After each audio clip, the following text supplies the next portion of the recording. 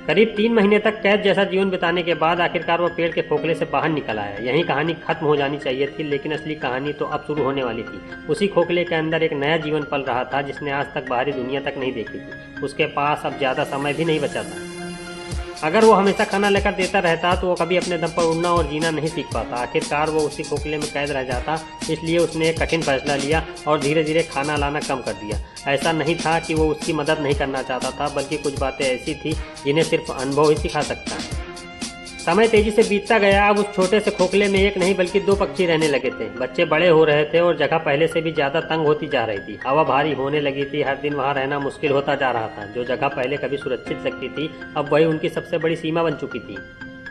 अब उसे पहले से ज़्यादा बार भोजन की तलाश में जाना पड़ता। दोनों को जिंदा रखने के लिए ज़्यादा खाना चाहिए था, लेकिन हर दिन शिकार ही मिल जाए ऐसा ज़रूरी नहीं था। कभी कीड़े आसानी से मिल जाते तो कभी घंटों तलाशने के बाद भी कुछ भी हाथ नहीं लगता था। पेड़ों की ऊंचाई पर सिर्फ वही भोजन नहीं खोज रहा था, कई दूसरे शिकारी भी वहां मंडरा रहे थे। कई बार खतरा देखकर उसे भी खाली हाथ लौटना पड़ता था। अगर किसी दिन वो वापस नहीं आता तो उस खोखले में पल रही पूरी जिंदगी वहीं खत्म हो जाती। जंगल में जिंदगी सिर्फ एक बार नहीं बचानी पड़ती है, हर दिन लड़ी जाने वाली लड़ाई है। उसे खुद को भी नहीं पता था कि आखिर कब तक ऐसा करता रहेगा। आखिरकार वो दिन भी आ गया। 3 महीने पहले जिस मिट्टी की दीवार को उसने बंद किया था, अब उसे खुद ही तोड़ना था। उसने पहली चोट मारी और फिर दूसरी, और धीरे धीरे दीवार टूटने लगी। छोटी छोटी दरारों से पहली बार रोशनी अंदर पहुंची। वह सावधानी से बाहर निकलने लगे। लंबे समय तक उड़ान न भर पाने की वजह से उसका शरीर कमजोर पड़ चुका था। उसकी हर हरकत धीमी हो गई थी। आखिरकार वह खोखले से बाहर आ ही रही थी। कुछ दिन बाद खोखले में पल रहा दूसरा बच्चा भी पहली बार बाहर के मुहाने तक पहुंचा। उसने कभी खुला आसमान, तेज हवा, इतनी ऊंचाई नहीं देखी थी। डर के कारण वह बार बार पीछे हटने लगा।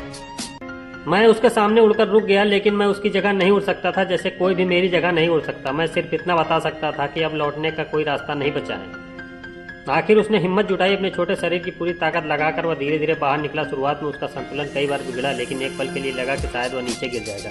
लेकिन हवा ने उसका साथ दिया। उसने अपने पंख फैलाए, उसने तेजी से फड़फड़ाया और फिर पहली बार खुले आसमान में उड़ गया। उस उड़ान ने 3 महीने की सारी मेहनत और इंतजार का जवाब दे दिया। लेकिन मैं अच्छी तरह जानता था कि यह अंत नहीं है, बल्कि एक नई शुरुआत है। आने वाले महीनों तक मुझे उसके साथ ही रहना होगा। उसे भोजन ढूंढना, खतरे पहचानना और जंगल में जिंदा रहना सीखना होगा। कभी कभी किसी को मजबूत बनाने का मतलब हमेशा सहारा देना नहीं होता, बल्कि सही समय आने पर उसका साथ छोड़ देना भी कभी कभी जरूरी किसी को होता है। जीवित रखने का तरीका उसे सब कुछ देते रहना नहीं होता, बल्कि एक समय के बाद देना बंद